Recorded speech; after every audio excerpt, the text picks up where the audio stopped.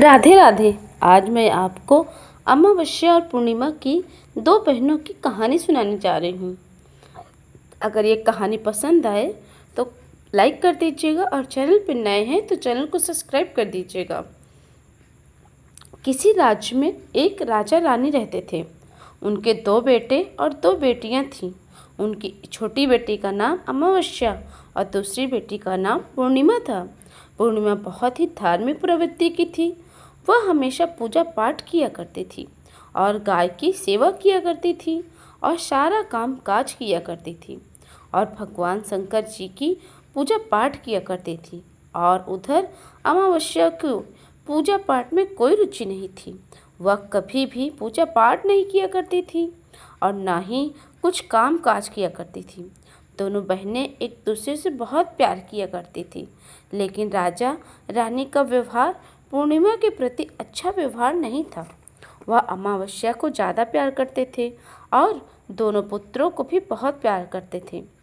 तो राजा रानी अपने पुत्रों पर ज़्यादा ख्याल रखते थे। धीरे धीरे समय बीतता गया और राजा रानी के चारों बच्चे बड़े हो जाते हैं। राजा अपने बेटों का विवाह कर देते हैं और राजा की दोनों बेटियां भी बड़ी हो जाती हैं। फिर सब राजा से कहते हैं कि अब इनका विवाह कर दीजिए। तब राजा बोले, हाँ, विवाह तो करना ही है। तब रानी राजा से कहती है कि पूर्णिमा का विवाह किसी बड़े घर में मत करना, क्योंकि इसे तो काम करना पसंद है, गाय की सेवा करना पसंद है, भगवान की पूजा पाठ, भजन कीर्तन और कहानियाँ सुनना पसंद है, वह सुनाना पसंद है, पूजा पाठ करना पसंद है। अगर ये बड़े घराने में गई तो सब ये नहीं कर पाएगी, इसलिए इसकी शादी किसी गरीब के घर में ही कर दीजिए। तब राजा ने कहा, ठीक कहे, और पूर्णिमा के लिए रिश्ता तलाशने लगे और अंत में राजा ने एक गरीब के घर में पूर्णिमा का विवाह तय कर दिया। इसके लिए भी तब रानी ने कहा, महाराज, अमावस्या भी विवाह योग्य हो गई है, इसके लिए भी वर खोजने और दोनों बहनों का विवाह साथ साथ कर दीजिए। राजा ने उसी गांव के राजा के बेटे के साथ अमावस्या का विवाह तय कर दिया। राजा ने रानी को बताया तो वो बहुत खुश हो गई और मन ही मन सोचने लगी कि अब देखते हैं पूर्णिमा गरीब के घर में कैसे रह सकती है, बहुत पूजा पाठ करती ना, देखते हैं इसके भगवान इसके क्या मदद करते हैं।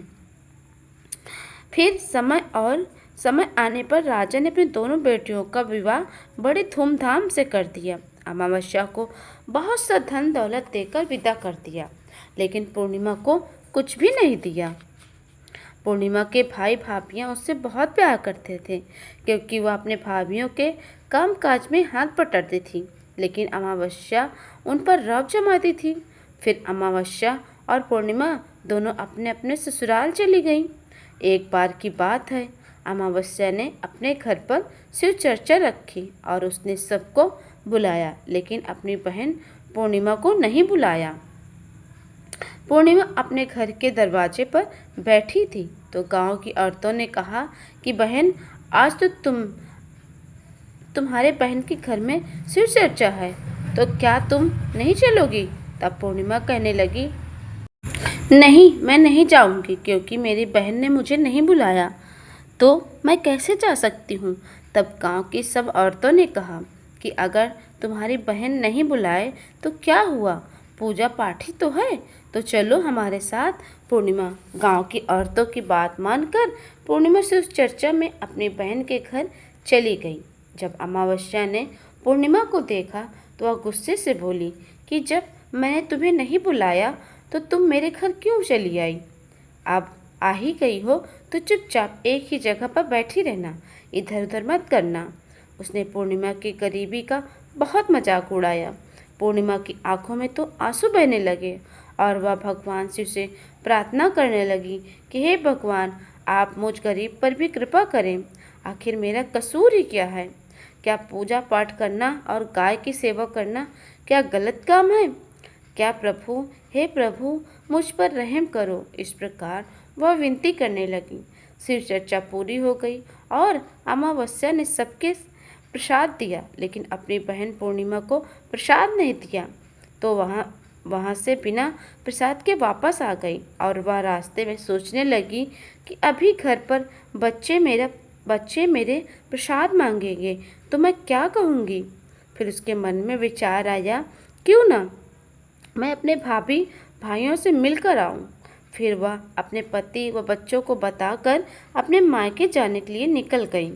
चलते चलते उसे एक तुलसी का पेड़ मिला और वहाँ पर एक चबूतरा बना था जिस पर एक बूढ़ी माई बैठी थी।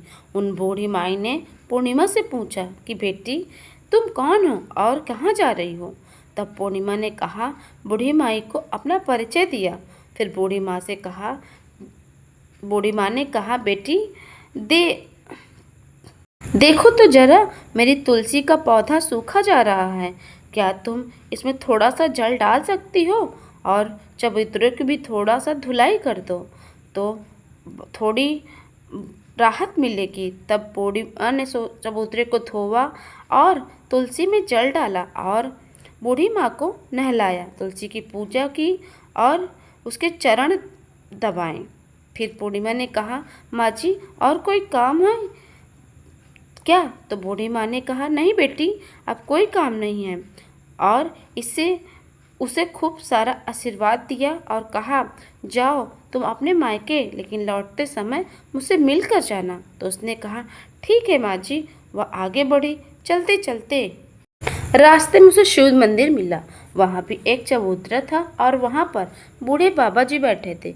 वे और कोई नहीं बल्कि भगवान शिव थे, लेकिन पूर्णिमा उन्हें नहीं पहचान पाई। तब बूढ़े बाबा ने कहा, तुम कौन हो बेटी। तब पूर्णिमा बोली, क्या बात है बाबा। तब उस बूढ़ी बाबा ने कहा, क्या मेरा मंदिर साफ सफाई कर दोगी, बहुत गंदा हो गया है, और चबूतरा भी धो देना और मेरे नहाने के लिए 2 बाल्टी पानी भी भर देना, मैं तुम्हारा बहुत एहसान होगा। पूर्णिमा ने सब काम को खुशी खुशी कर डाला और थोड़ा सा आगे चली तो उसे माता काली माई का मंदिर मिला। काली माई एक बूढ़ी माँ के रूप में वहाँ बैठी हुई थी। काली माँ ने कहा, बेटी कौन हो तुम। तब पूर्णिमा ने कहा, अपना नाम बताया और क्या बात है माँ जी। अब बूढ़ी माँ ने कहा कि हे बेटी, यहाँ पर सब लोग पूजा पाठ करके चले जाते हैं, कोई मंदिर में साफ सफाई नहीं करता। देखो मंदिर कितना गंदा हो गया है, जरा इस मंदिर की सफाई तो कर दो। पूर्णिमा ने मंदिर की साफ सफाई की, माता काली की पूजा अर्चना की और माँ को 16 श्रृंगार किया और फिर बूढ़ी माँ को स्नान कराया। फिर बूढ़ी माँ के हाथ पैर दबाए और वह फिर आगे बढ़ी तो एक नदी मिली। वहाँ पर भी एक बूढ़ी माँ मिली। वो और कोई नहीं बल्कि गंगा मैया थी। तब उन्होंने कहा, बेटी कौन हो तुम। उसने अपना नाम बताया। फिर बूढ़ी माँ ने कहा, बेटी यहाँ तो सब तो स्नान करते हैं लेकिन कोई साफ सफाई नहीं करता, तुम यहाँ की साफ सफाई कर दोगे। उसने वहाँ भी साफ सफाई कर दी। वह बूढ़ी माँ उसे आशीर्वाद दी और वह नाव में बैठकर नदी को उस पार चली जाती। तो नाव में फूल बिछे हुए होते हैं और वह फूल की नाव में बैठकर अपने मायके पहुंच जाती है। उसके भाई और भाभी पूर्णिमा को देखकर बहुत खुश हो जाते हैं और उसकी खूब खातिरदारी करते हैं। फिर वह खूब बातें करते हैं। जब सुबह ननद जाने को तैयार हुई तो भाभियों ने उसको एक लाल साड़ी दी और कहा, ननद जी इस साड़ी को आप पहन लो और हाँ, जल्दी जल्दी आया करो, बहुत दिनों के बाद आती हो। तब ननद ने कहा, ठीक है भाभी, आप जब भी मुझे बुलाओगी मैं आऊँगी। फिर पूर्णिमा ने लाल साड़ी पहन ली और 16 श्रृंगार कर लिया। भाभियों ने थैला भरकर उसे सामान, धन, गहना आदि पूर्ण दिया। घर से निकल गई। चलते चलते रास्ते में उसे वही नदी मिली और नाव भी वही। वहाँ बैठकर वह उस पार पहुँची तो बूढ़ी माँ मिली और कोई नहीं बल्कि माँ गंगा थी। उन्होंने कहा, बेटी आ गई अपने मायके से। तब पूर्णिमा ने कहा, हाँ माँ जी। बूढ़ी माँ ने कहा, एक थैला दिया और इसे ले जाओ, मैं इसे कहाँ रखूँगी, ये बहुत भारी है, और हाँ, इसे रास्ते में मत खोलना, घर जाकर ही खोलना। पूर्णिमा ने कहा, ठीक है माँ जी, और वो वहाँ से आगे चल दी। आगे चली तो काली माँ का मंदिर मिला। वहाँ भी बूढ़ी माँ ही थी। उन्होंने भी पूर्णिमा को एक थैला दिया। अब उसके पास 3 थैले हो गए। फिर आगे बढ़े तो वहाँ शिव मंदिर मिला। वहाँ भी बूढ़े बाबा रूप में भगवान शिव बैठे थे। उन्होंने भी उसे एक थैला दिया। उसे लेकर पूर्णिमा आगे बढ़ी तो तुलसी माँ मिली। उन्होंने भी उसे एक थैला दिया। अब पूर्णिमा अपने घर पहुँच गई और वे सब 5 थैलों खोलने लगी। सबसे पहले उसने अपने मायके का थैला निकाला। उसमें खाने पीने की चीज़ें, कपड़े और गहने वगैरह थे। उसने खाने और चीज़ें और कपड़े बच्चों को दे दी। फिर बच्चे उन कपड़ों को पहनकर बहुत खुश हो गए। दूसरा थैला जो गंगा माँ ने दिया था उसको खोला तो उसमें सोना चांदी भरा था। तीसरा थैला जो काली माँ ने दिया था उसको खोला तो उसमें 16 श्रृंगार का पूरा सामान भरा था। चौथा खोला तो भगवान शिव का था। उसमें सब खुशियाँ थी, धन संपत्ति थी। और 5वां थैला तुलसी माँ का था। उसने खोला तो उसमें चावल गेहूँ भरा था। अब पूर्णिमा के घर में कोई कमी नहीं थी। धन संपत्ति, धन धान्य जेवरात आदि से उसका घर भर गया। पूर्णिमा अपने ससुराल में अपने पति और बच्चों के साथ खुशी खुशी रहने लगी। एक दिन पूर्णिमा ने सोचा क्यों न मैं भी शिव चर्चा करूं। फिर पूर्णिमा ने शिव चर्चा रखी तो सबको बुलाया। वह अपनी बहन के घर भी गई और बुलावा देने गई। अमावस्या अपने बहन के घर शिव चर्चा में गई तो पूर्णिमा के घर में धन दौलत देखकर आश्चर्य में पड़ गई। फिर अमावस्या ने पूछा कि तुम्हारे घर में इतना धन दौलत कैसे हो गया। तब पूर्णिमा ने कहा, देखो बहन, तुमने शिव चर्चा रखी, मुझे नहीं बुलाया, फिर भी बिना बुलाए मैं तुम्हारे घर गई, लेकिन तुमने मुझे प्रसाद नहीं दिया। फिर तुम्हारे घर से जाने के बाद मैं मायके चली गई। फिर उसने सारी बातें अमावस्या को बता दी। अमावस्या ने कहा कि मैं भी जाऊंगी अपने मायके, तुम मुझे भी डांटो और प्रसाद भी मत दो। लेकिन पूर्णिमा ने कहा, भगवान का प्रसाद है, मैं तो सबको दूंगी। लेकिन अमावस्या ने प्रसाद नहीं लिया और अपने घर जाकर बच्चों से कह दिया, मैं अपने मायके के लिए चल दी। चलते चलते तुलसी माँ मिली। उन्होंने कहा, बेटी ये चबूतरा धो दो, तो तुलसी माँ में पानी डाल दो। और अमावस्या कहने लगी, ए बुढ़िया, मैंने इतनी महंगी साड़ी पहनी है, ये गंदी हो जाएगी, मैं कुछ नहीं करूँगी। आगे चल दी।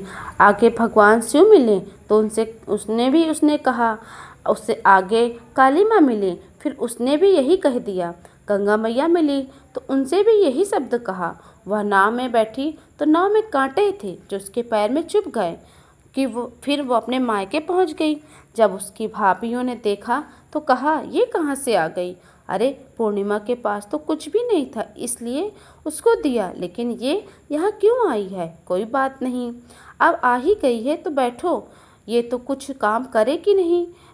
बेचारी पूर्णिमा तो सारा घर का काम करती है। अमावस्या खाना खाकर सो गई। सुबह हुई तो अमावस्या ने कहा, भाभी हम जा रहे हैं। तो उस पर उसकी भाभियों ने कहा, ठीक है। इस पर अमावस्या ने कहा, भाभी पूर्णिमा को आपने तो थैला दिया था और मुझे कुछ नहीं। भाभी ने कहा, जाओ, तुम्हारा थैला तुम्हारे घर पहुंच जाएगा। अब अमावस्या चल दी। गंगा मैया मिली। गंगा मैया ने कहा, आ गई बेटी? तो उसने कहा, हाँ, आपने पूर्णिमा को थैला दिया था, मुझे कुछ नहीं दोगी क्या? तो गंगा मैया ने कहा, ठीक है, जाओ बेटी, हम घर थैला भिजवा देंगे। ऐसे ही काली माँ ने कहा। ऐसे ही भगवान शिव और तुलसी माता ने भी कहा। वह घर पहुंची तो उसके घर के आंगन में 5 थैले रखे थे। जब अमावस्या थैले खोलती है तो किसी में मिट्टी के, किसी ईंट के, किसी में पत्थर, तो किसी में सांप बिच्छू थे। उसने अपना माथा पीट लिया और कहने लगी, हे भगवान, हमें मायके में कुछ भी नहीं मिला और इधर भी कुछ नहीं मिला। फिर अमावस्या दौड़कर पूर्णिमा के पास जाती है और कहती है, तुम्हें इतना सब कुछ मिला पर मुझे कुछ भी नहीं मिला। तब पूर्णिमा ने कहा, मैं मायके जाती हूँ तो भाभीयों के साथ काम करवाती हूँ और तुमने तो भाभीयों की कभी मदद नहीं की, तो भाभी तुम्हारी क्या देंगी? गंगा माँ को तुमने ठुकरा दिया, शिव जी और काली माँ और तुलसी माँ को भी ठुकरा दिया, इसलिए भगवान ने तुम्हें कुछ नहीं दिया। तब अमावस्या कहती, बहन मुझे माफ़ कर दो, मैंने सदा तुम पर अत्याचार करती थी, इसलिए इसमें मेरा कोई कसूर नहीं था। मुझे भी बताओ, मुझे कुछ नहीं मिला, इसलिए मैं भक्ति कर सब कुछ प्राप्त कर लूँगी। तब पूर्णिमा ने कहा, बहन देखो, 3 सूत का ज्ञान ले लो। पहले सूत में दया मांगना, दूसरे सूत में चर्चा करना और तीसरे सूत में 108 बार ओम नमः शिवाय का जाप कर लो। बहन, भगवान ने 3 सूत्र दिए हैं। प्रसाद के रूप में उसे स्वीकार कर लेना और हृदय में बसाना। मैंने सच्चे मन से भगवान की पूजा पाठ किया है, सबको मदद किया है, सबका काम किया है, इसलिए मुझे सब कुछ मिल गया है और तुम्हारे पास जो कुछ भी था वो सब खत्म हो गया है। फिर क्या था? उसने अपने पूजा पाठ करना शुरू कर दिया और भगवान की उसी चर्चा करने लगी और उसने 3 सूत्र बांध लिए।